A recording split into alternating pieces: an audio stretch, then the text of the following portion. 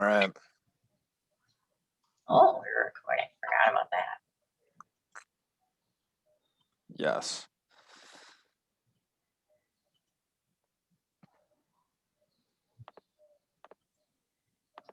Good morning. We're going to wait a few minutes for people to kind of settle in, and we'll probably get going with the orientation in about 5 minutes or so for those of you that just joined.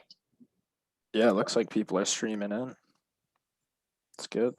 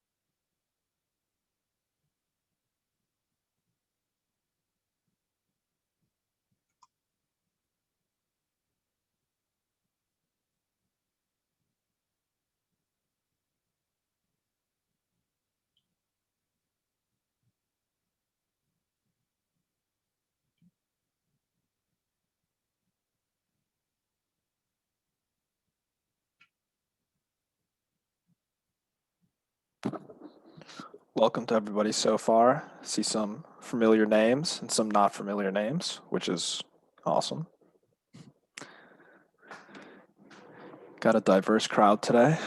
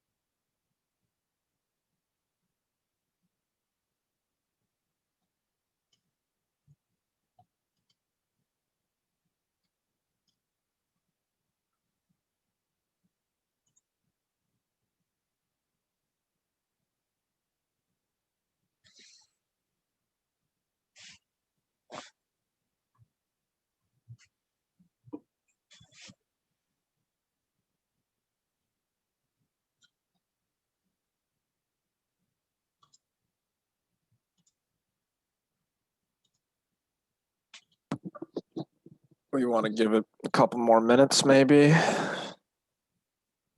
See if we can get up to 20 or so before we start getting into stuff. I think we've got enough time to wait another minute or two before the welcoming. Those people that are grabbing their coffee or something, scarfing down breakfast before they join.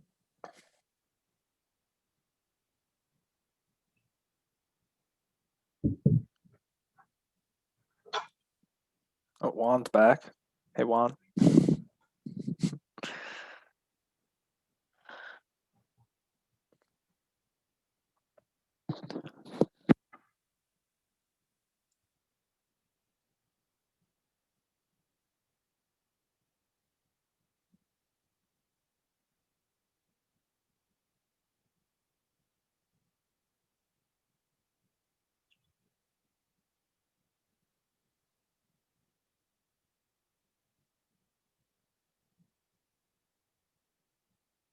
It just occurred to me that our student that's joining us from California is really ambitious because it's 5:30 in the morning there right now. The first thing I thought when you said that, I was like, wow, they must love human factors. That's awesome. And dedication right there. We have a student in South Dakota that's joining us today. And so I believe South Dakota, well, part of South Dakota is Central Time and part of it's Mountain Time. So it's early there, regardless. So we're spanning pretty much every time zone in the US. And we also have we don't have Alaska and Hawaii. True. We have at least one person calling in from China, right, Jen? So, yes. All right, international today, and I mean Waterloo and Canada Toronto, too. International. I think outside of North America. Intercontinental. That's the one. Transcontinental. Right. I don't know. One of those words. Well, should we get going? Yeah, we've got plenty to talk about in our orientation. Yeah, I think so as well. Okay. Well, welcome everybody. Thank you for joining us today for IUW 2021 or IUW21 as we've been billing it. I am Elliot Biltzkoff. I'm the current president of our chapter here at UB. And I would like to start by acknowledging the land on which the University of Buffalo operates, and that is the territory of the Seneca Nation, which is a member of the Haudenosaunee Six Nations Confederacy. And this territory is covered by the Dish with One Spoon Treaty of Peace and Friendship, which is a pledge to peaceably share and care for the resources around the Great Lakes. It is also covered by the 1794 Treaty of Canandaigua between the United States government and the Six Nations Confederacy, which further affirmed Haudenosaunee land rights and sovereignty in the state of New York. Today, this region is still the home of the Haudenosaunee people, and we are very grateful for the opportunity to live, work, and share ideas in this territory. So I'd like to acknowledge the partnership, leadership, and effort that has contributed to the success of this event. And this includes many people. Firstly, I'd like to thank the leadership for all three of the schools involved, specifically the Waterloo president, H.A. Waritan, and the Toronto president, Chelsea de Guzman. Thank you. And I'd also like to thank your e-boards as well. You all disseminated information, communicated, just engendered interest in this event today, and we're really appreciative of that because it's something that's based on reciprocity. So it's really awesome to see that. I'd like to thank the UB HFES Executive Board, which currently right now is just myself, Connor Wurst, our VP and Treasurer, Su Shen, our board member at large, and Panwan Wan, our communications master. But the people who are really made this happen today, more so than anybody else, is the IUW Planning Committee. It's chaired by myself and Megan Donahue. I'd like to just personally thank Megan because she is, I think we'd all agree, she's kind of the glue that really has held us together and brought a lot of experience and mentorship to everybody throughout this process. So I just want to personally thank you, Megan. But also huge thank you extended to Dan McEwen, Su Shen, Panyuan Wan, Connor Wurst, and Chen Zhang, as they have all contributed an incredibly large amount of their personal time and effort to put together this engaging program that we're excited to share with you today. I'd also like to thank our faculty co-advisors, Dr. Winnie Chen and Dr. Matthew Bolton, and they've helped us to think outside of the box and to stretch our programming to be thoughtful and inclusive and maximize the advantages of this virtual platform, which there are some that are silver linings. I know it maybe isn't ideal, but first virtual IUW, so here we go, right? If you could just all join me in a silent applause, either using the reactions on the platform or the ASL symbol for this effort, I would greatly appreciate it. So that being said, we'd like to walk you through the program and some of the details on how to use the platform for the different events to maximize your experience with us today. First, we have a networking opportunity throughout the day with a bingo game that Dan is going to explain to you now. So, hi everybody. As Elliot just introduced me, my name's Dan. The bingo game for today, you should have seen on your sign-up email. There is a page on the workshop website. And the whole game throughout the course of the day is going to be based off of things that you might see, hear, and or do. So be sure to pay attention and be sure to be watching out for those things. So we want everyone to have a good chance of winning. When you go to the web page, you're going to see a random number generator. You're going to use that to get your bingo card number and then use the link on that page to go to a Google Drive folder and download that card. Once you've got it, you can mark that card however you want with each completion. So you can just put an X to the box, and then we just ask that you put the time that you completed it. Why we're asking you to do that will become apparent in a moment. For those of you that haven't played bingo before, you can get a bingo in 3 ways. You can either fill all 5 squares in any row, all 5 squares in any column, or all 5 squares on either diagonal. When you get a bingo, just place a line through it and mark that time as well. You can get more than 1 bingo. So if you get 1, don't stop playing, keep going, because that is actually how we are going to that's how we're going to decide winners, is by who gets the largest number of bingos. If there's ever a tie with the largest number of bingos, the times of when you achieved those bingos will be used as a tiebreaker. If there's a tie still persisting after that, we're just going to use a random drawing. There is a Google form that we're going to ask you to submit your bingo cards through at the end of the conference or right before the debate section of the conference. And that will be by 4:15 for the deadline. Make sure you get your cards in by then, because anything that we don't receive by 4:15 isn't going to be counted. That is what I have for bingo. Awesome. Thank you very much, Dan. Thank you, Elliot. So onward, another networking opportunity today is the set of networking coffee breaks. So Megan has been working on this, and she's going to walk everybody through on how to do this.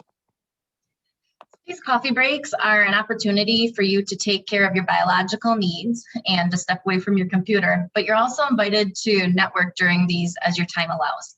Each session is at least 15 minutes. It'll be a little longer if our event before ends early, so hopefully you can manage enough time to do both.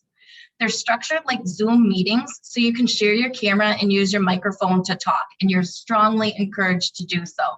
This is an opportunity for you to have an informal conversation about the given topic. Our 4 topics are working from home tips and tricks, where you're going to get to share what's worked well for you, how you manage a balance between work and life when work's always there and visually present, and other topics in the work from home environment that are on your mind. Another is what you want to do after you graduate. This will be interesting to not only share your plans, but also some of the thoughts that are deriving your career search. Human factors, successes, and failures is a great time to talk about the stuff that you see around you every day that either drives you nuts or that you compliment for its great design and other aspects related to the subject. And then the networking strategies, it might seem redundant because this is a networking event. However, we network differently in different mediums, and we all have strengths and weaknesses when it comes to networking. So we'll discuss this topic and support each other to be better networkers for the variety of purposes of mediums that we use. I mentioned these are come and go, but there's a limitation with Zoom. And so you can't see any chats that occurred before you join the session. Therefore, we have disabled the chat and instead are enabling this collaborative board called a Padlet for each networking session. And you can use this to introduce yourself and provide answers to questions, comment on, or like other people's posts. So it's a little bit of back channel conversation. Also, if you're a little bit shy and not quite ready to talk out loud, or you want to give a prompt and wait your turn, this is an opportunity to do that. To keep it simple, we are using the same URL for each session. And in case this tool is new to you, I'm going to share my screen in just a moment and invite you to join it and try it out. The website is found in your session links. It's also padlet.com/ubhfes/IUW2021. Please go there and introduce yourself. So I'm going to show my screen so you can see this Padlet. And one of the others, can you guys post it, the URL in the chat, please, for me? So take a moment and introduce who you are if you're joining us today and see how this works.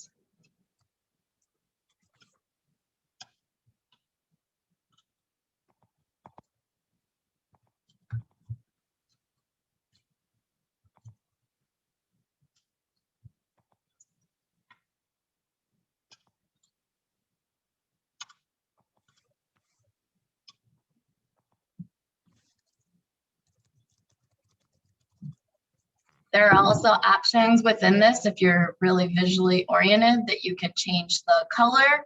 You can add images. Oops, I'm over clicking. You can add images that you might want to put in there, URLs. So it's a little bit handy for some of that too.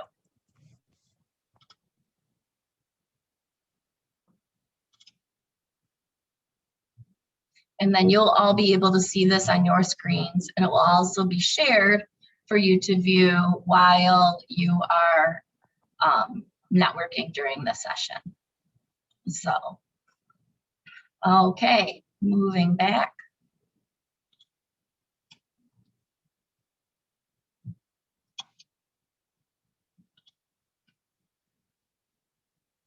So as I said, these are come and go, but please take the time to drop into as many of these as you can to meet your fellow colleagues. Another networking tool that we have for you is a networking directory. And this is providing you with the contact information for our participants so that if you hear a great question or want to talk to someone later offline, you know how to reach them. This is password protected, so not the whole world can see it, and you actually opted in during registration as to what types of things you wanted published in the directory.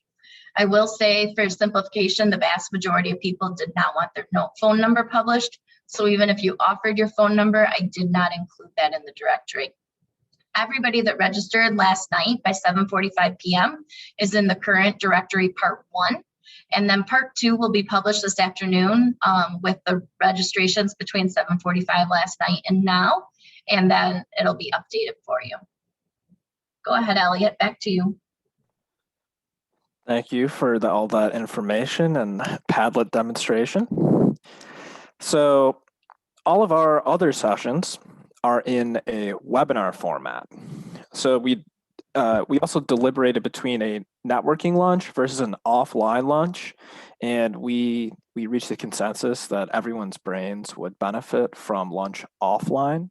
So please take advantage of that time to turn your brain off, relax your mind, and refresh it for who I'm very excited to hear speak, our keynote speaker, Dr. John Lee, joining us from the University of Wisconsin-Madison right after lunch. For the webinar format, you'll have access to the chat feature where you can make comments and talk with each other. So if you have a question, please put it in the Q&A feature, where our moderator will either answer the question for you or ask it to the speaker during the Q&A session. If the moderator plans to allow you to verbally ask your question, they will send you a chat so you can be prepared to do so. And finally, the student lectures, these are the keystone of our event and one of the major purposes of it. We are thrilled to today have about 220 minutes of student lecture content to share with you, on top of opportunities for you to ask questions. There will be a Q&A period after each student's lecture, so please submit your questions as they come, and the moderator, again, will either unmute you to ask yours or they'll ask it for you. Speaking of student lectures, I'm going to pass the screen to Dan again to talk about voting for the best lectures. Okay, so as Elliot mentioned, we will be giving prizes to not one, but we will be giving prizes to 3 student presenters based on the results of these votes. If you again navigate to the IUW website, there is a page titled Voting. When you go there, you'll be directed to a Google form. The form itself is going to ask you to vote for 3 different categories. The first up is what we're calling favorite lecture, and you can think of this as kind of an audience choice. We want each person to vote for the lecture that they enjoyed the most personally. Next up is going to be most innovative. So from that, we're looking for you to vote for the person that had the most groundbreaking lecture, in your opinion, in terms of methodology, approach, questions asked, etc. You can use your own definition of innovation or their own definition of what is the most innovative that you saw. And we're really looking to see what you all thought with this one. Finally, we're going to have the most engaging lecture.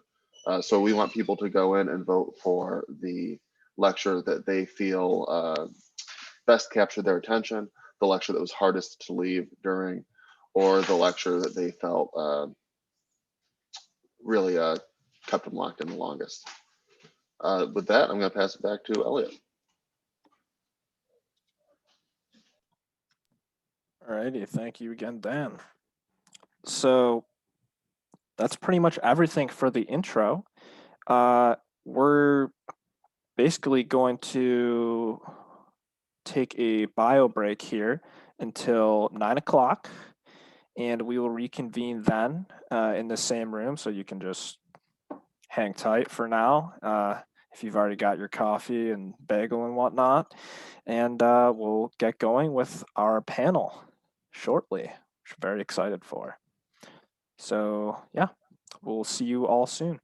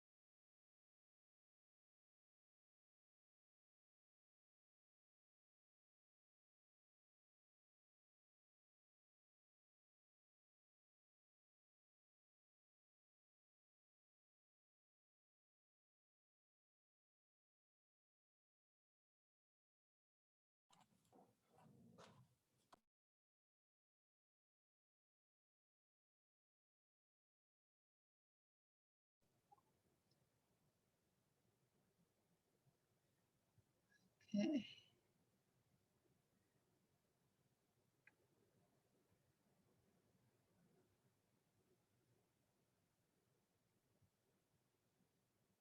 Just wait 2 or 3 minutes and to wait for all the other attendees.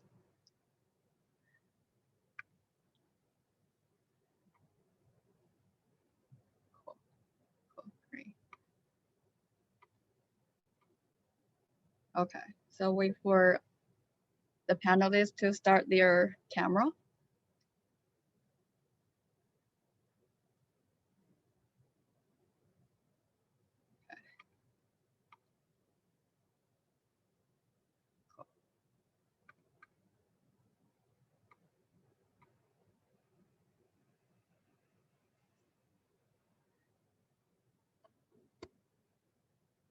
Hi, Sudit, Adam, Andrew. Thanks for coming.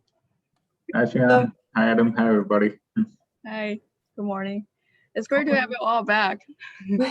Yeah, good to be back. Yeah. Yeah. Okay, cool. All right, we have, cool, great. So good morning, everyone, and welcome to the 2021 IUW Career Panel, Transition from Graduate School and Beyond. So I'm Chen, I'm fourth year PhD candidate in University at Buffalo. And we also have Connor here he will take care of the Q&A session. Well, we're joined today by exceptional human factors and ergonomics masters and PhD graduates who are working in academia and industry, focusing on healthcare, human machine modeling, user experience, as well as quality and safety issues. They will share their experiences in the transition from graduate school to career, as well as what to do once you have found a position.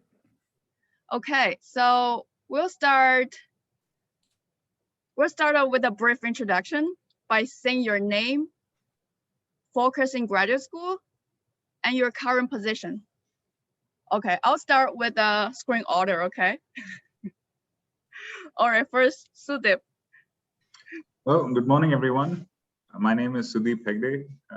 It's good to be seeing many of you again and to be back at the IUW, which was one of the favorite parts of being a grad student at UB. So we've made many trips to Toronto and Waterloo and have hosted them at Buffalo as well. And the connections that we made then continue to this day. We're all in different areas right now, but those connections have definitely continued. So I was a grad student at UB. I graduated in 2015. My focus was more in cognitive systems engineering, but especially in the then emerging area of resilience engineering. My advisor was Dr. Anne Besants, and I did a bunch of postdocs after that, and I'm currently an assistant professor at Clemson University in industrial engineering. I started here last fall. Awesome. Great. Yeah, I'm curious about your couple of postdocs, but we'll talk about later. Okay, and the next will be Adam. So yeah, you can start for introduction. Sure, thanks. Hi, everyone. Adam Hauser here. I graduated in 2018, PhD industrial engineering. My focus was sort of on the cognitive systems engineering side as well, specializing in formal methods for various things. So currently, I'm a senior systems engineer here at the Johns Hopkins University Applied Physics Lab, and I've been here since 2018. Yeah, thanks. Wow, awesome. Yeah, I'm curious about more details about your lab in the Johns Hopkins. All right, and the next will be Andrew, my favorite friend. Hello, everyone. Great to have you back. Yes, I'm great. I'm so happy to be back. My name's Angel Carter now. I was recently married last summer, and a lot of you probably know me as Angel Nardolillo, so you could, call me either one. My login is still Angel Nardolillo here. And I graduated with my master's in 2016, and I was going for my PhD, but I did take a turn and stick with industry, which I can talk about later.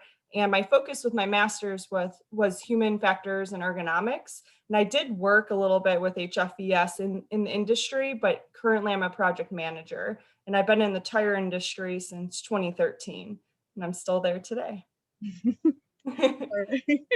Sounds great. So I'm assuming that you're the only one that will focus on the safety issues that we'll have on the panels. All right, cool. We'll talk about in detail later. Yes. All right. So then our last panelist will be the one that outside US, way from China. Let's welcome Cecilia Liu. Hello, everyone. This is Cecilia. I'm saying the welcome. I'm saying hello from China. I'm the only one guest today from China, right? Yeah. I guess so. Yeah, I'm the. So let me introduce myself. I'm the master of 2015 in human factors, and my focus on my graduate school was economics in Laura Cavoto's lab, especially on aging and obesity group. I'm currently a senior project manager and user experience researcher in Tsinghua University in China. My advisor now is Professor Rao Patrick. Yeah, that's my little brief introduction here.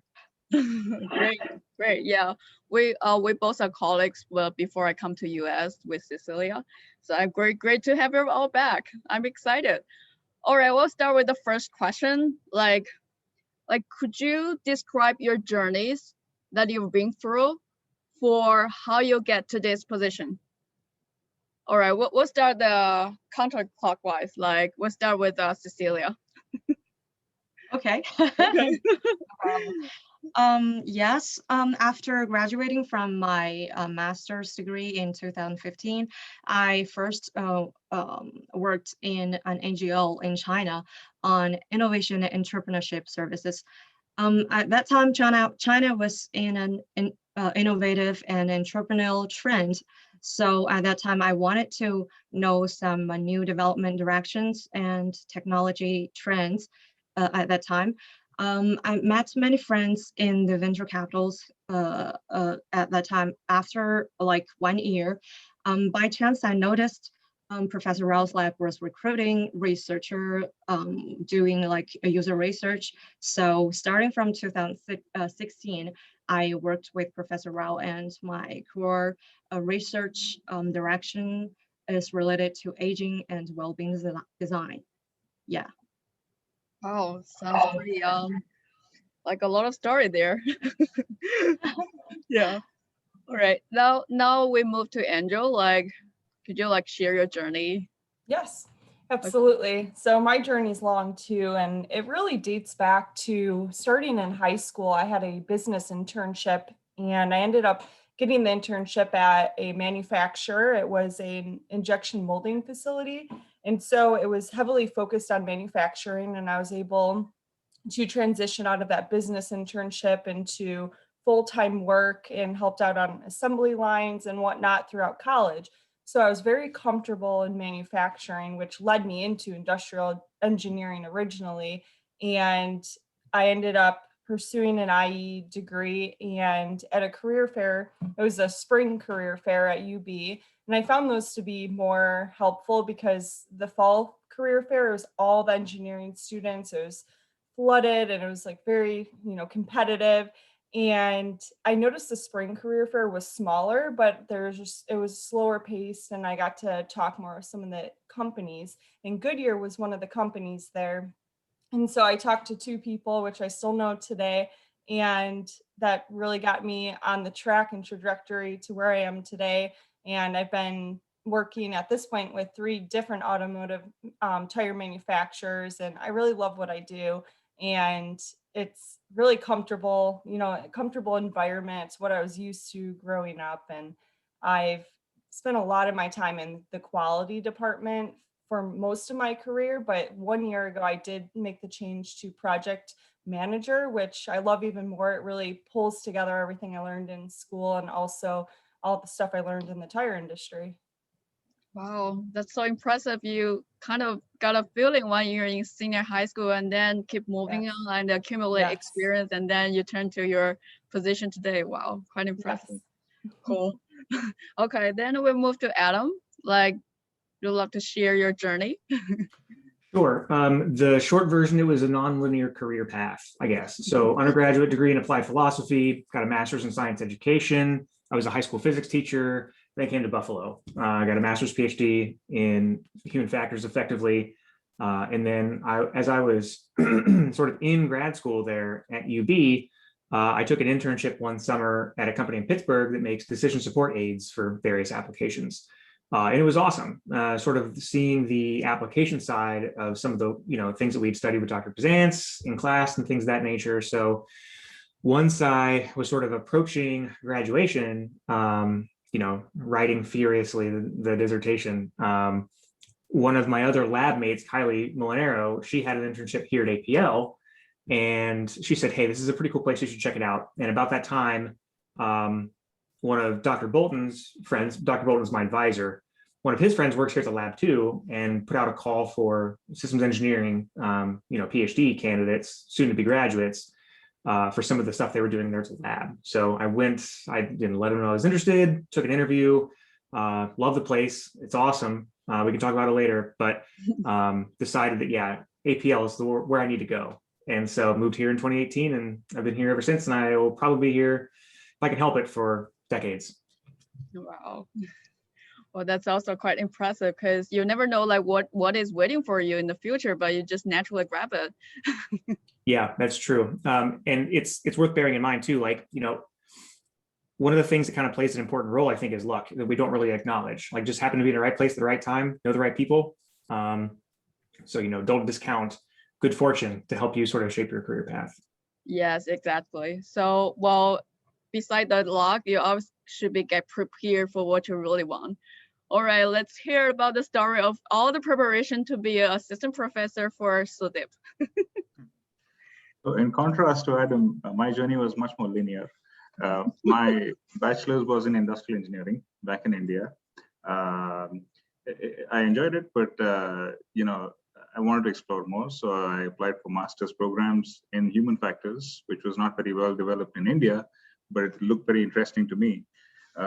So I started at UB, and I liked the courses so much that I enrolled in the PhD program. It also helped that I worked my first summer with a professor who's not in the department right now. He went back to Korea, but it gave me a lot of research experience and my first publication as well. And I enjoyed it very much. But then I decided to enroll in the PhD program and working with Dr. Bizantz, and really enjoyed everything that we did, all the projects. I had a special interest in healthcare, which she accommodated. So she involved me more in her healthcare related projects. At the point of graduation, I was definitely intent on academia, doing research, but I applied to both postdocs and faculty positions. I did not land any faculty positions the first year, but I did get a couple of postdoc opportunities, one of which I took up. Do you want me to talk about the postdoc right now or later? Well, we can save it for later. Okay, yeah. Then I'll. But I did a few postdocs, and then I was always in the job market for faculty positions, and I started here last year. Yeah. Okay. Wow. Sounds like a pretty long journey, but you finally make your goal. Yeah. All right. So our next question would be like, how did you go about leveraging your academic skill set into opportunities for setting yourself up to the work you enjoy? Okay. Well, why don't we just start from Sudip? Okay. Okay. So in terms of leveraging academic skill set, once I got out of the PhD program, you're so deeply immersed in grad school and getting your dissertation out and all that. The moment you step out, you need to kind of take a step back and take in everything that you've learned over the past few years and understand its relevance in the world, your place in the world, and what you can contribute. So I started, my first postdoc was at a hospital in Boston.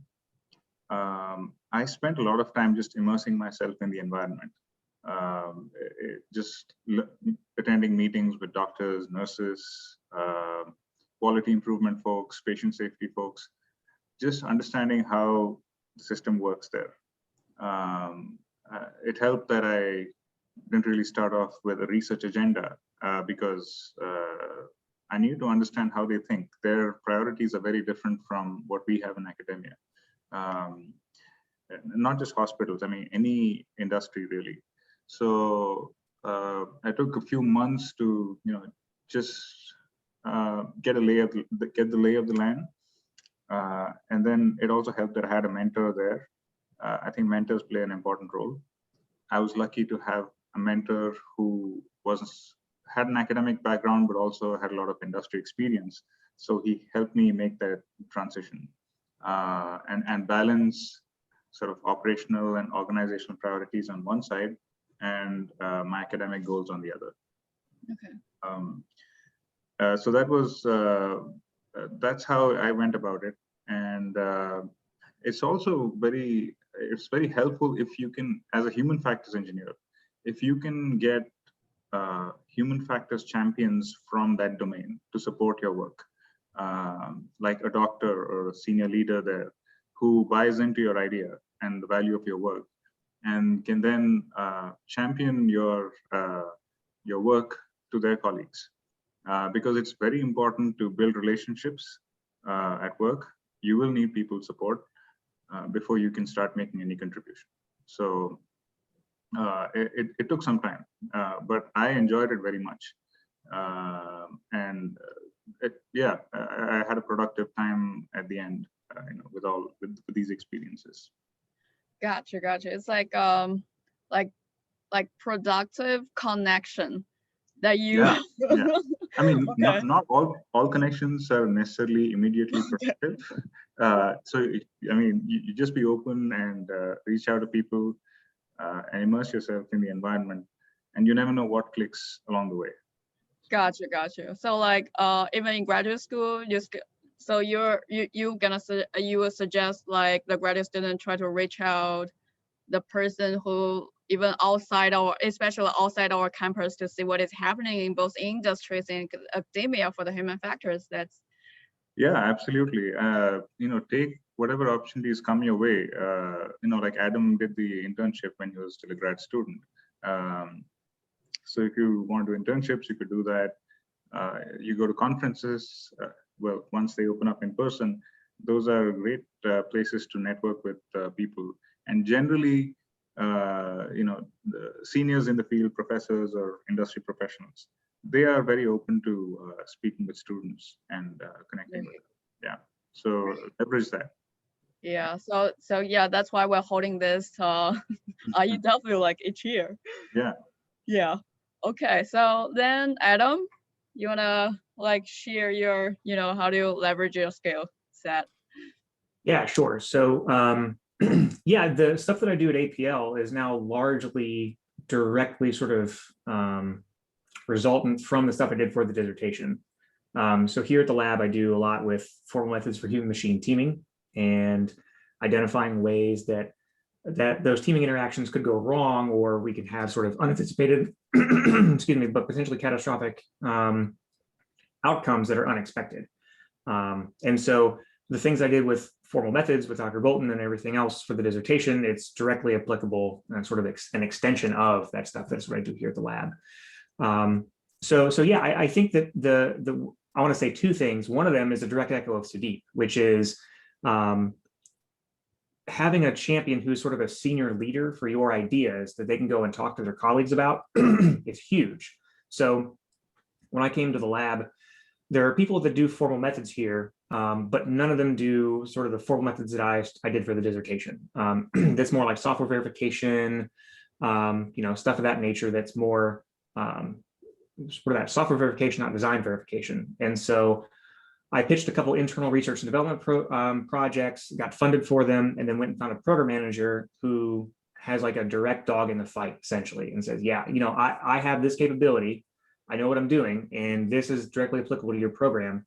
And then she took it and ran with it. And now I've got, you know, a few different teams, maybe 10 people in total on, you know, a couple different ones doing formal methods for human machine teaming, essentially. So I've been able to build a program here at the lab that does reflect sort of what I've done before, and having that champion is critical for making that work.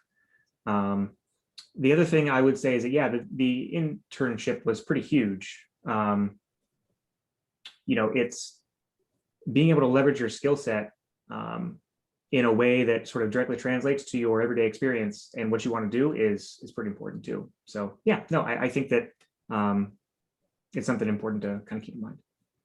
Yeah, right. So yeah, I'm also curious about, you know, there's also the similar issues with the human factors engineering in the industries. Like they try to persuade the other members in the team to say, okay, what am I doing matters.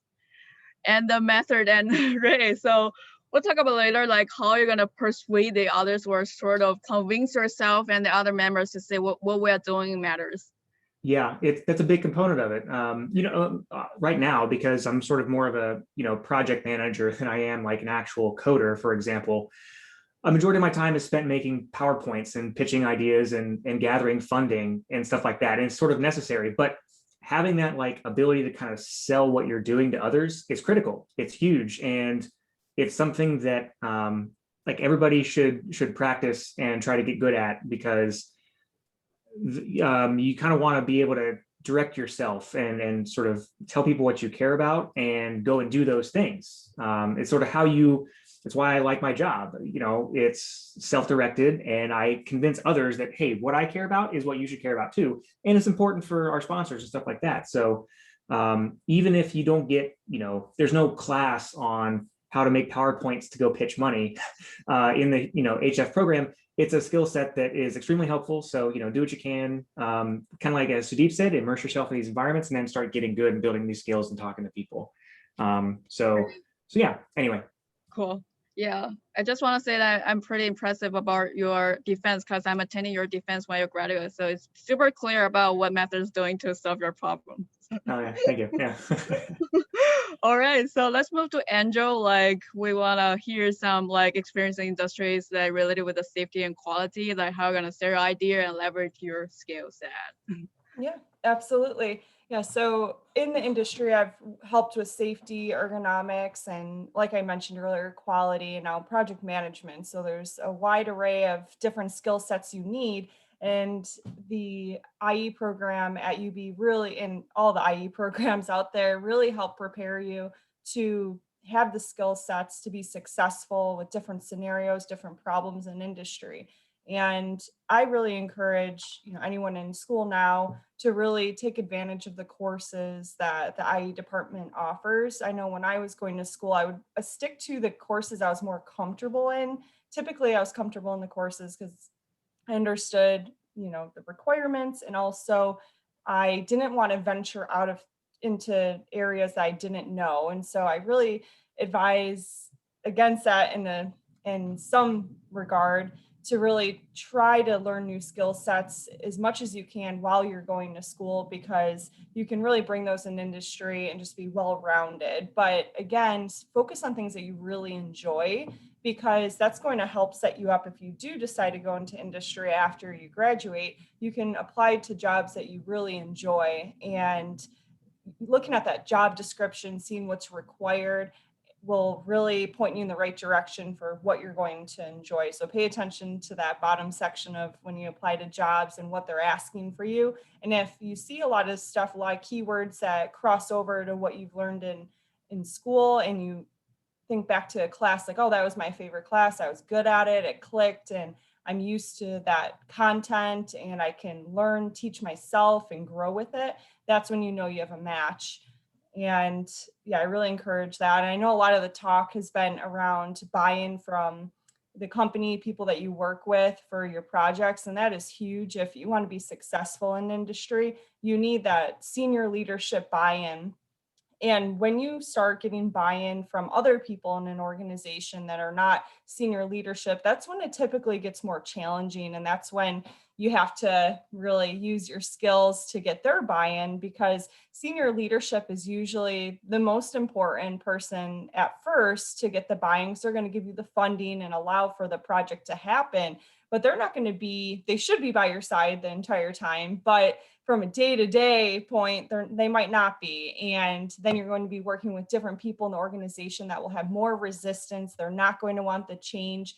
And that is the really key part of making a project sustain and work and be able to be successful. And so keep that in mind. And you're going to be working with a lot of different personalities. And that was a shock for me coming out of school, going into industry, working with all different types of people from all different backgrounds and education levels, and just always knowing your audience and how much detail you're going to provide to them. Because, coming out of school, you learn the latest and greatest thing out there, how to apply it. And you just have to always know your audience. Yeah, great. Ray, so pay quite attention to the courses you super enjoyed. Yes. And then talk to the right person. Exactly. Yeah. And also, I was always fearful of certain courses, like anything. My husband and I have been talking a lot lately about programming. So he wants to get involved with programming, learn it, potentially get a master's in it. And I laugh because I'm not good at programming. And anytime I would see a course had, taught Python or R, I'd just run away because I'm like, oh, it's so hard. I don't think I can do it. And I wish I challenged myself more for some of the more challenging courses, or to pick up a new language, programming language. And the time to do it a lot of the times is in school, where you have the experts to help guide you.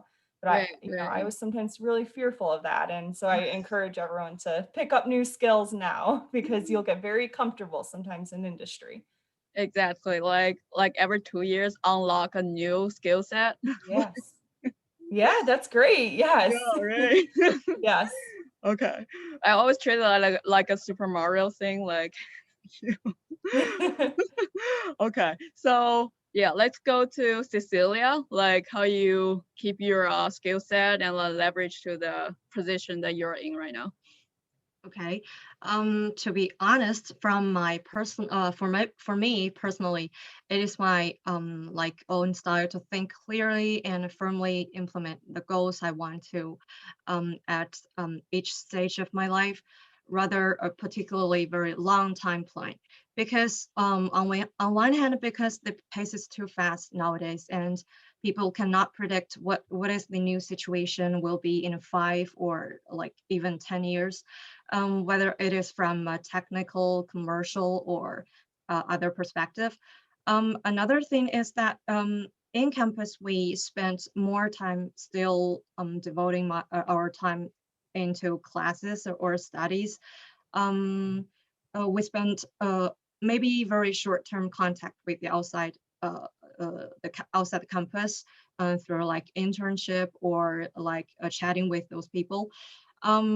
Like under such circumstances, my personal experience is if you want to enter campus or university after your graduation from graduate school, there are 2 situations for me. Like first, if you're very good at doing experience, or like you're very good at writing papers and theoretical research, try to find more chances to do like experiments and find an advisor to help him or her and publish more like high quality papers, and try to keep the thesis or like your theme constantly. For example, like my direction is aging, and I keep doing this research field like almost like 5 or 6 years. So if you're very good at industry or industry university, like the between like between industry and university cooperation or projects, you can also take more efforts in like doing projects in your own lab, which is also a good way to connect with the industry. But like Adam said, I also spent a lot of time making PowerPoints and presenting it to my partners. I think how to balance it is also a question I have to think about and deal with. For the second perspective, think clearly if you want to enter the industry. From my perspective, like you can find more internship opportunities and get involved in the work of that industry and chat with as many people as possible in these industries or fields that you are interested in. Yes. Wow. Yeah, right. I feel like there's no cultural difference for storytelling and make the PowerPoint. Okay. So next question is also the one I'm super interested in. It's like, how do you make the decision to work industry or academia? Like start with Dr. HD, Sudeep. Okay. Well, I think first of all, it's important to realize that it's not quite as binary as it sounds, industry, academia. There's in academia, you can have tenure track positions, you can have non-tenure track positions, or you could also be doing consulting while being a professor. You could be in industry in a highly research-oriented job, like Adam, when you're working at, let's say, a Charles River Analytics or Aptima. They are research-focused companies. They get grants from DoD or wherever, and the job is basically to do research. Or you could be working in, like Angel, I guess, in doing human factors, which is much more operational. Now, I just assumed that, Angel. I hope I wasn't wrong there. So no, not at all. Okay. Or you could be doing like user experience stuff at Google or Facebook. So there's quite a wide range of jobs, and you can straddle, you can see where you fit in that whole range. So in my case, I was always interested in research. I mean, as graduate school progressed, I just became more and more, I felt very comfortable with doing research. I loved just thinking about the world and coming up with ideas, exploring. It was important for me that had some sort of a real world implication. So that was there. But I also, even now, really enjoy just contemplating. So, a typical academic job allows you to do that. For me, in that sense, it was pretty straightforward. And the postdoc allowed me to get some flavor of industry. And it sort of reinforced my conviction that, I think I'm pretty well suited for an academic job. Like if I go to university, I'll be fine. So, yeah, I think I'm just looking at my notes to see. Well, in terms of the other aspects which could be a consideration is salaries when you're making this decision. Salaries do vary depending on where you go. Academic salaries for PhDs, the starting salaries are about the same as industry salaries. But in industry, from what I've learned, they grow much faster than in academia. But it's still competitive. You will still be comfortable. So, I mean, that's a decision to make, how important that is to you. So yeah, that's something to be mindful of. Gotcha. So we can see that's why your path is like pretty linear. Yeah. All right. Okay, let's move to the non-linear one. Like Adam, you wanna like share your experience? Like I'm curious, like how your current role is a senior technician, right? Senior systems engineer or technical lead, yeah. Right. So how is that different from the like professor that have the tenure track? Yeah, so it's a great question, and honestly, some of it's pretty similar. Sort of the bottom line. So, like Sudeep, I agree with what he says, is that it's sort of a spectrum. It's a continuum between how much you want to be purely academic or purely industrial, and there's often some wiggle room. So one of the cool things about APL is that, before I decided I wanted to come to APL to work, I was pretty torn, and I was of that binary mindset that either it is academia or it is in industry, and there's no mixing of the two. Never the two shall meet, basically. And so once I sort of came to APL, I realized that here I could have kind of the best of both worlds. In some cases, some of the work that I do is very applied. I work with real systems that real people work with every day. And if things don't go right with those systems, they can be put, in serious harm's way, risking, injury or death, basically. On the other hand, the work that I do pertaining to my dissertation specifically is very basic. It's not basic and simplistic. It's basic research. It's not so much of the applied side. So I have kind of that best of both worlds there, and that was appealing to me because APL is a university affiliated research center. We have that kind of flexibility, and I decided, I don't have to decide which one I want to do, either this or that. Okay, I'm going to do both. And so where I kind of fall on that spectrum is kind of up to me. So yeah, I think that, not to take the easy way out of the question, but I don't know that I ever did decide whether I wanted to go reach academia or industry. And so I just found a place that didn't make me decide. I happened to sort of stumble upon it. And that's, I would imagine you have similar flexibility no matter kind of where you go. It kind of depends on the niche you carve out for yourself and how you, like we talked about before, sort of, look for those champions to say, hey, what this person's doing is cool. And then you can kind of define your own path. And that's a pretty powerful thing to be able to do within any career. So yeah, no, I don't know that I ever did make that decision, and I honestly don't know that I ever will. I'll keep riding this line between the two and keeping it pretty fuzzy, I think, probably for the rest of my career. Then before we go on, I did want to mention something. Angel said it bears repeating. The world is awash in data, and having a way to, having the skill set to both rigorously analyze that data and then write software or manipulate software, whatever, to do it, it's huge. And it's something that honestly, from my perspective, is sort of inescapable here in the 21st century. It's just something that we should be able to do. And it's a great way to round out your resume. If you say, yeah, I know, even if it's basic, I go through hiring now where I'm looking for people at APL to do some things, and I don't have hard requirements. You must have 5 years of Python. You must have 10 years of whatever. I look for candidates who have a well-rounded experience, who maybe know a little bit of Python. They maybe know a little bit of R. They have a little bit of background in DOE. I don't need an expert, but that definitely flags their resume for round 2 review, essentially. It's something that makes my head turn and do a double take. Oh yeah, I should look at this person more seriously.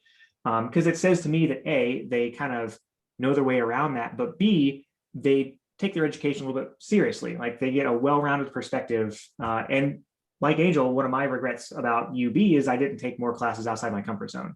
I wish I would have taken a more difficult, optimization course from the OR folks, right? I didn't, because I was oh, I got enough, and I don't want to risk anything, and I've got plenty to focus on. But looking back, I'm man, I wish I would have taken more advanced stochastics in grad school. That would have been helpful. And so now I'm buying books to bone up, basically, because I didn't take those courses, which stinks, but it's what it is. So anyway, I wanted to say that as well, that Angel's exactly right. And because data plays such a central role in what basically everybody does these days, human factors professionals are included in there. So do consider how you can round out your resume and build skills that will carry you through to multiple different positions to apply for, and give you the most flexibility with where you want to go on that spectrum that you could possibly afford yourself. It's kind of the end of the day. And it's a helpful thing to have sort of in your back pocket overall. So anyway, that's I did want to emphasize that as well. Yeah, pretty impressive. It's I feel there's no yes or no answer, which side, industrial or academia, I want to go. But I feel Adam find his inner balance in that, in the kind of spectrum between those two sides, right? And also try, sometimes make her time to get out of your comfort zone to learn some new skill set. You know, for example, like, you know, I'm the 4th year, I hopefully to be my last year of my PhD. So, you know, the things are so different when you're dealing with the data that the sample is 2000 hertz and it has 40 minutes. Like you have to write programming like to processing the data, like if you want to get through that and going to graduate. All right, so let's move to Angel. So I'm curious, like how you make the decision to go to industries. Yeah, it's a great question. And it really, to answer it, you really have to answer it yourself. I mean, no one can, advocate for one. I mean, there's pros to both routes. And for me, I made the decision based off of basically where I was at in my life and, wanting to settle down. And I originally made the decision to move away from UB, take 2 years. I got a great job offer and, I thought it was just going to be a 2-year thing, on a contract, move away and then pick back up my PhD and move back. But life changed and I'm married now and it just didn't make sense for me to move back to UB, which if you were to talk to me 2 years prior, I'd say, oh no, there's no way, I'm definitely moving back. I'm going to finish the PhD. But life happened and I made that decision and it's just what happened. And I would say the key to life is happiness. And you really have to find where you're most happy. And the great thing about, I speak for the master's program, is basically you'll start the master's program, start the doctorate's program, and you're given opportunities to get the flavor of both sides. So you're going to be doing research regardless. You're going to know what research looks like. And if you go the academia route, you're going to be doing research potentially. And do you like it? And then you'll have an opportunity for a co-op in industry and you can get a flavor of that and just go where you're happy. And there's going to be pros and cons to every job. Everything's not going to be, something you want to do all day long, but you'll get a feel for the day-to-day experience and you have to make the decision based off of that. And I just say, don't always go where the money is. I mean, money's great. We need it to get by, but don't let that be your key indicator for going in a certain direction because it's not sustainable if you don't like it. Gotcha. Yeah, that's kind of answer my question. Like I'm always kind of think about the salary thing, but right now it's better to find the inner balance in myself. Okay, so let's move to Cecilia. Like you want to share your, decision. Like what you're currently the project manager and also you're taking care of user experience research, right? In your current position. Okay. Yes. Like I'm talking like more conditions in China. Okay, right? Right. Sounds great. Yeah. So in my field, like the difference between the industry world and academic world is like in industries, the product iteration speed is very fast. The products of many companies, especially like internet companies, iterate like every 3 months. The business of the product and user data business is right there, and which can be used for testing and modifying like many times due to the fast iteration speed. So the evaluation from like the user's feedback is much faster. But the user research in campus is more like based on a solid research background. You have to have many theories and solid methods. There are usually no like short-term scientific research projects in Tsinghua University, like we like 1 year or 9 months, like 3 quarters. So even short-term projects are more like in the early stage of the product design or the launching of the product or like a prototype stage. So like doing we do more exploratory design and research. So like we discuss more like on the future trend, but not on the products that are already released or existing products. So the reason why I didn't choose industry field is because I personally prefer to settle and spend more time like to explore the trends rather than quickly see the user feedback of the products that are already released or launched. So the accomplishment of myself does not come from the moment of frequently verifying the success or launching the product. Yes. Cool. We love to see like common. We love to see the common products that focus on the aging. Yeah. Sure. Okay. Okay. So our next question will be to Sudip. Is like, how will postdoc help with your academia? So to me, it was very useful, but I also did a variety of postdocs, probably more than I should have probably. So the first one was at a hospital, like I said. So it gave me a chance to apply all of those academic insights that I had developed through my graduate years in an applied setting. It helped me understand the distinction between the operational side of things and academic goals. It also, I guess, helped me consolidate all that knowledge, all the stuff that you read about and you think about during those graduate years, like I mentioned earlier. You need to go to a different setting and then reframe that. So that reframing happened in that postdoc. On a more practical side, it's also a time when you get to publish. You should, I mean, you do have to have some sort of a long-term, I wouldn't say like a very definite plan, but you kind of have a feel for where you're going. So to set your, it's a time where you set yourself up for whatever kind of career path you will move towards.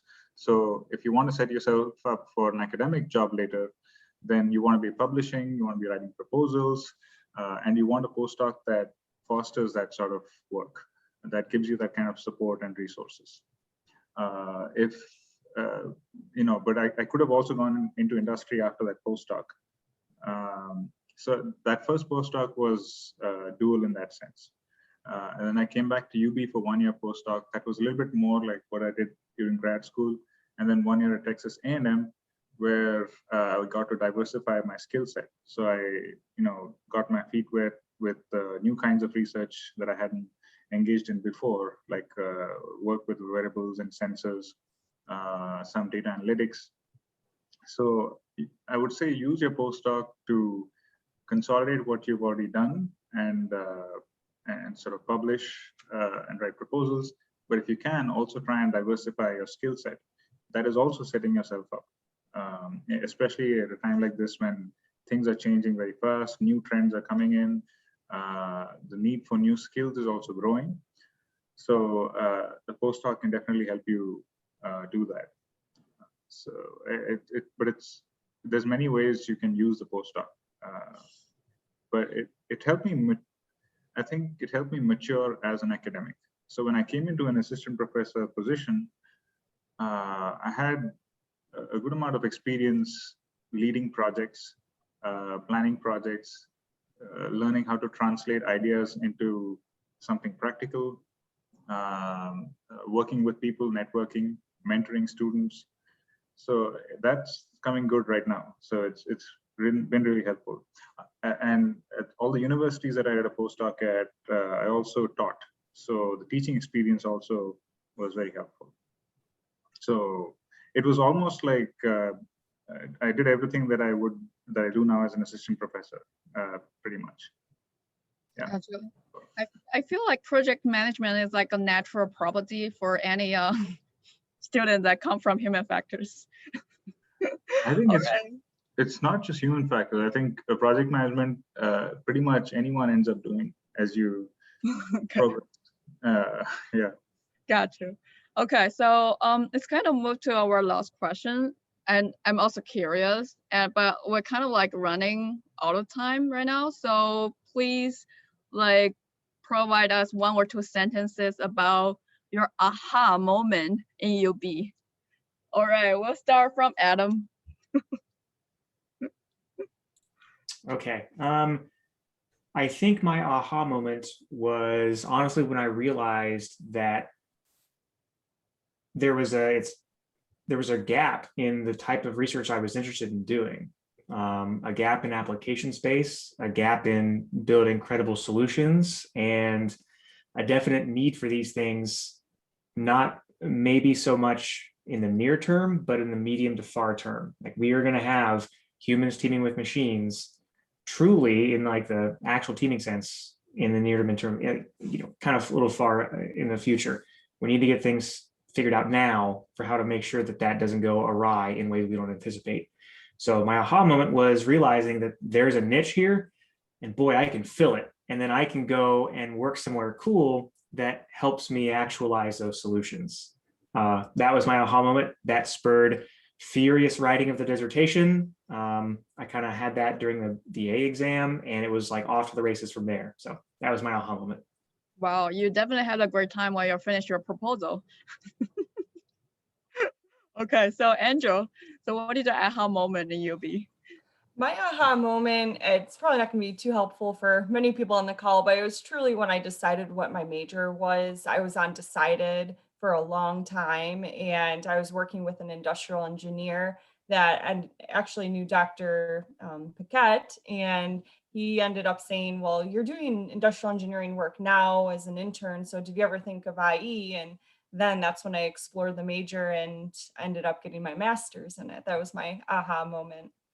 Wow, sounds great that you get the help from the professor from IE and then you finally got your direction. Wow, sounds great. All right, Cecilia. So what is your aha moment in UB? Yeah, maybe I'm talking on like something have nothing to do with academic and learning. I want to express, yeah, I want to express the aha moment into the most like impressed moment for me in UB because I had never been in a place where it snows for like half of the year before. So during my 2 years of the graduate school, most of the time I can remember in UB was rescuing my car from the snow. Yeah, that is like a lasting life experience. So like special experience in UB. Yeah. Okay. So your aha moment is like get your car out of the lake effect snow, right? Yes. Okay. All right, Sudeep, what is your aha moment in UB? I definitely don't miss digging my car out of the snow here in South Carolina. Yeah, we had 1 day of snow. But for me, I don't know if it was one moment. It was actually many little aha moments right through my master's and PhD. Many of those moments came during a couple of courses that I want to say I took with Amy, my advisor after Bazance, where we were going through some of the deeper theories and concepts in cognitive science and cognitive engineering. And I had kind of an exhilarating experience as some of those concepts unravel themselves. And I just became excited about doing research in this area. And also, I guess, I was very sure that I wanted to work with her. So that was also a moment of clarity. Yeah, other than that, it's been more of going with the flow. Like you don't always get aha moments to realize, that's what I want to do. That's my calling. That doesn't always happen, and that's okay. Sometimes you just sort of have to go with the flow and see how things are working out. And then you have a feeling that, okay, I think it's okay the way I'm going. I know you read wonderful stories about people saying, yes, I'm in the place that I really love, and that it's great for them. But sometimes it's also a little bit more of a flow. Yeah. Yeah, as long as you find your inner balance and you work with the right person. Yeah, inner balance, inner peace. Yes. Okay, cool. All right. So we do have questions from the audience, but I think we only have time for one question. So Connor, would you like to share a question from the audience? Thank you. Yeah, absolutely. So this was asked anonymously, but it's kind of a two-parter. The first one was, did you have any major geographic constraints in your job search? Were you trying to look for a specific area? And then the second question would be, how much autonomy do you have in your personal time, both in daily balance and the ability to take time off? Okay, so this time we're gonna start with Angel. Okay, sounds great. So for the first question, I ended up not going back to Buffalo mainly because of the constraint of having to work in Ohio, having to work in Findlay, Ohio at the company I'm with now, Cooper Tire. And I work remotely now almost 100%. So things have changed with COVID. However, there is a plan to integrate back to the office. And so pretty much it meant I had to be in Ohio for the job that I'm with, and it didn't make sense for me to leave the job at this point, and so that's a constraint there. And then also my husband, his family is in Ohio, and we have our son that was born 6 weeks ago, and it's important for us to be close to one side of the family, and so we are pretty much limited to Ohio. We could move to Buffalo, but looking at taxes and all that kind of stuff, we decided to stay in Ohio. And what was the second question? Second part of the question? Yeah, it was, how much autonomy do you have in your personal time, both in kind of like work-life balance daily and the ability to take leave? Yeah, I have a lot of autonomy, I would say, with my current position. I'm a project manager for larger scale projects in the company, so any projects that will span globally. And pretty much I'm given a type of problem or issue that needs to be solved, and I'm basically given the ability to make the decision on how to get to that solution, and obviously involve people within the organization that have a lot of experience and get feedback from people. So I'm given a lot of the ability to make decisions on my own, but being a problem solver that knows how to problem solve, I also include people in making those decisions. And as far as ability to take time off, vacation time is, there's vacation time at my work, and we also get holidays off, and so I do have a nice work-life balance. During the week though, it is, I mean, Monday through Friday, my calendar's booked. I'm in meetings pretty much from 7 a.m. to 7 p.m. I don't really leave my computer during that time. It's pretty intense. However, after that, after 7 p.m. on a weekday or during the weekend, Saturday, Sunday, I'm fully free, and it's nice to be able to travel and do that kind of stuff. Cool, great. So Adam, so what's your suggestion for these two questions? Sure. So short answer, no, I was not constrained geographically for job search. It was pretty much anywhere, you know, my wife and I were within comfortable traveling distance, basically. And we didn't rule out anything. Try to stick on the East Coast because family's here, East Coast, east of the Mississippi, but other than that, not really. Second, yeah, work-life balance. APL is pretty fortunate in that, yeah, we have time off, you know, we have paid holidays, things like that.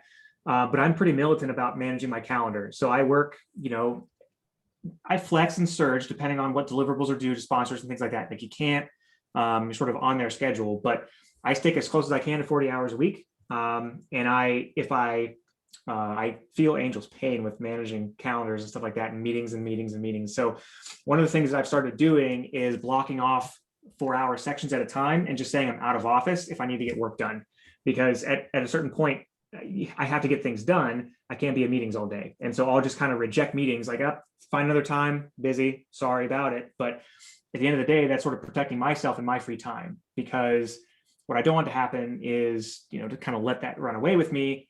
And then I look back and think, well, you know, I wish I would have made more time for myself. So I use, you know, that time that management pretty, you know, strictly. And then I make sure to, you know, go out, do other things in Maryland. So my wife and I go hiking. We do all kinds of things, take the dog places. So I'm pretty strict about that. And people, once you kind of get them used to you being that way, are pretty respectful, at least at APL. I imagine elsewhere too, but just kind of saying, hey, I'm not going to do it. I'm off the clock, you know, see you later. Yeah. All right. So Sudip, you got a constraint when you're finding a job, and how you gonna manage your personal time? I never had any geographic constraints. I just took me wherever I went, wherever the job took me. But regarding time, it's been a learning process. The grad student life was very, very flexible. I didn't have a family back, when I was a grad student for most of it, and my schedule was all over the place. But I then got married, and we have a kid now. So it's really forced me to think hard about managing my time, being aware of how I'm spending, what I'm committing to, saying no to things at work. At one of my previous positions, I also had a time when I had to say no to a boss over the weekend. So sorry, I'm not responding to you right now. So if it comes to that, it comes to that. But you do have to protect your time. It's very important. Gotcha. So we might save this to a question for Cecilia, and if the audience want to see the answer, they can reach out to Cecilia by networking direction, because we do have a lot of events coming up. So, right, thank you to each of our panelists for your insightful information and your time in this event. We sincerely appreciate. And our next event is a coffee break with a drop-in as you please networking session hosted by Connor, which is already open and ready for you to join. And you can find a link to join that and the link to participate in the Padlet, which I already posted in the chat. And so after the break, we'll have our first student lecture, which I'm excited about, which you can find the link to join our sessions on our sessions link page. And the coffee break starts right now, and the students' lectures will start at a scheduled time at 10:15. All right. Oh, thank you so much for coming, and good to meet you guys, and hope to see you around. Bye. Thank you. Everyone. Bye-bye. Bye. Take care. Take care. Bye. Bye.